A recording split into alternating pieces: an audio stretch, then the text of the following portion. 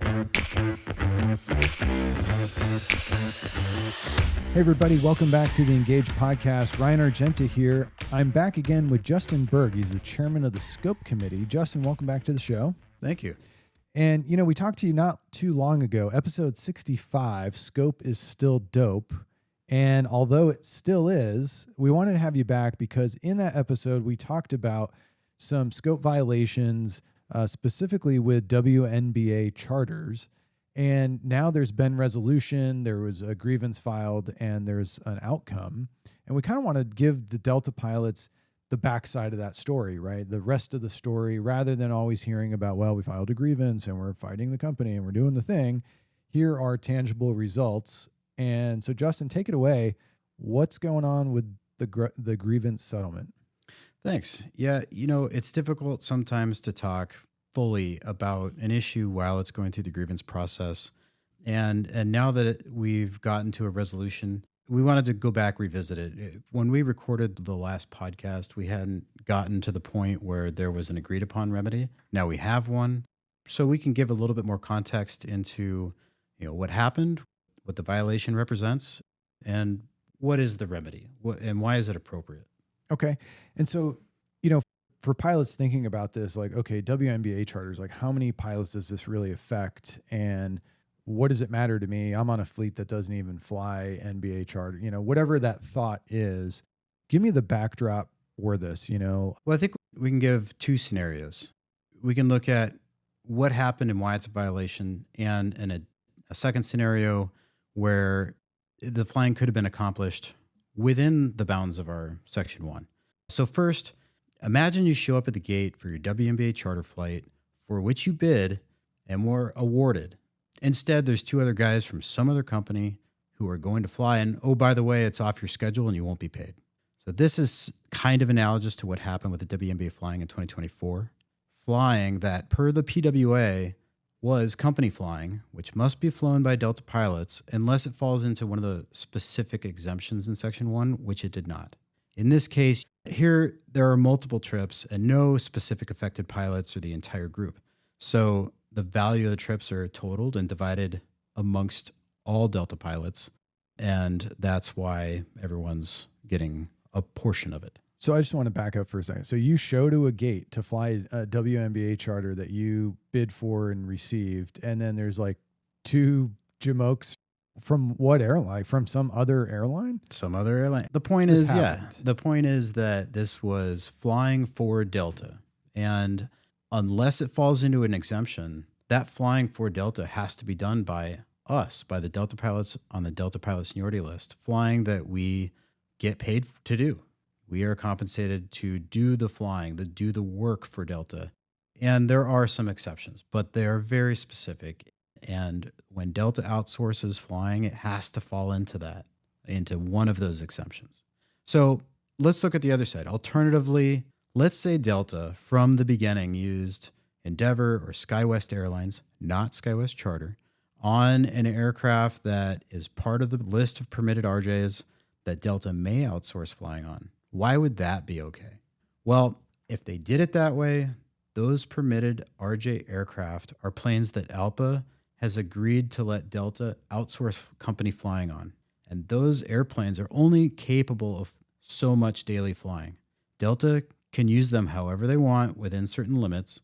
So if those permitted RJs are out there doing charter flying for Delta, it means that there are other routes. There is some other flying that those RJs aren't doing that will have to be flown by Delta pilots on the Delta pilot seniority list.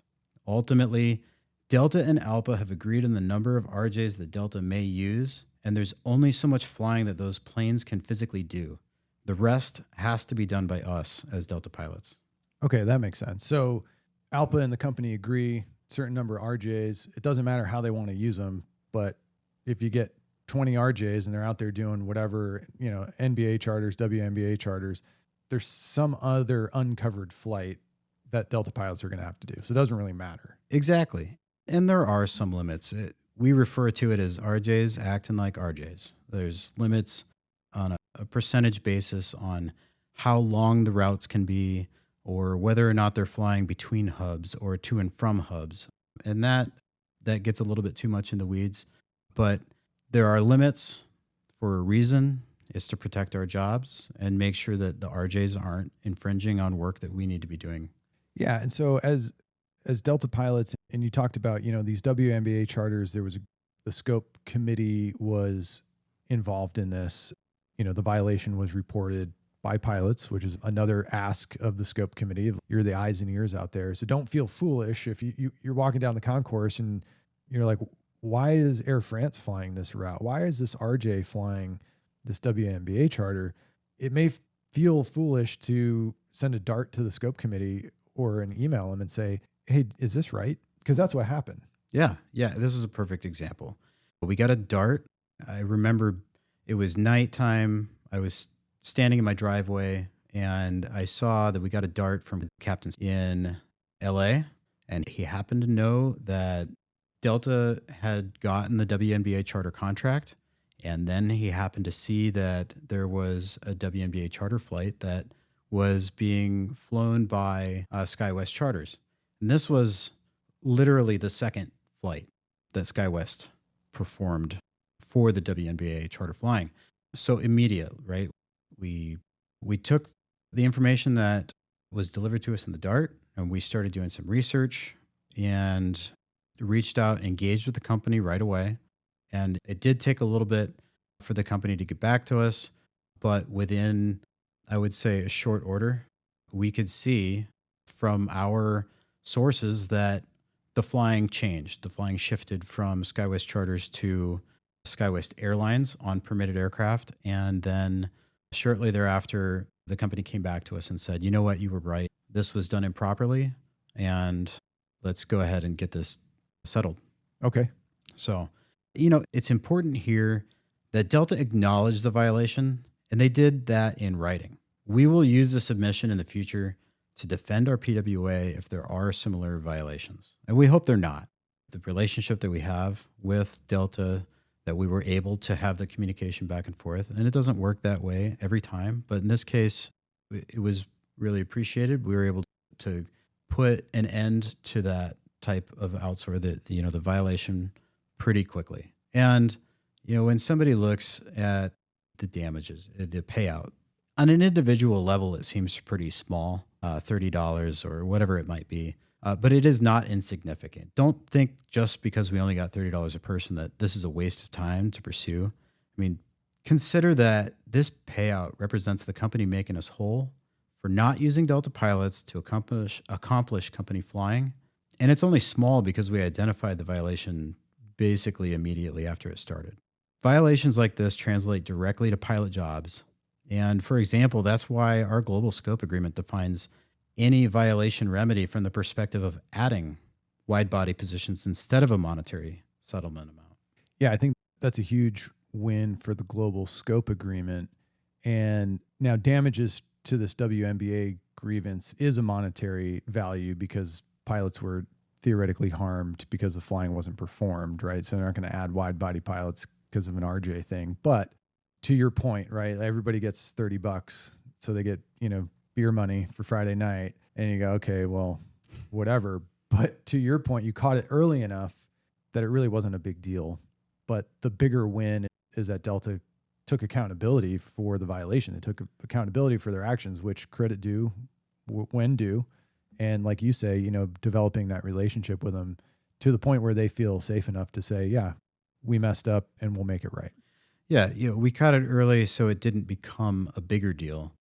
And the other side of it is, very shortly after they switched the flying from SkyWest Charter to SkyWest Airlines, they then switched the flying from SkyWest Airlines to Mainline. And it's Mainline who does the majority or most of, if not all, the WNBA charters now. Yeah, I'm sure the WNBA is much happier on mainline jets anyway. I don't want to speak for them, but I think based on their TikToks, they seem happier. They seem happier. Very good. No more fuel stops in Kansas City. Oh, gotcha. All right. Well, hey, thanks for the update on this. I think it is an important kind of wrap up, right? We always talk about we're grieving this, we're grieving that. The company violated this, company violated it, And so this is kind of the full circle response of this happened, we have resolution, here's what it is. And the important part of what pilots can do to help the scope committee and help ourselves, right? Help each other by looking out and sending that dart saying, I think this doesn't smell right. Why don't you look into it? Yeah. And the thing is, we have access to so many sources of information, some of them public, some of them confidential.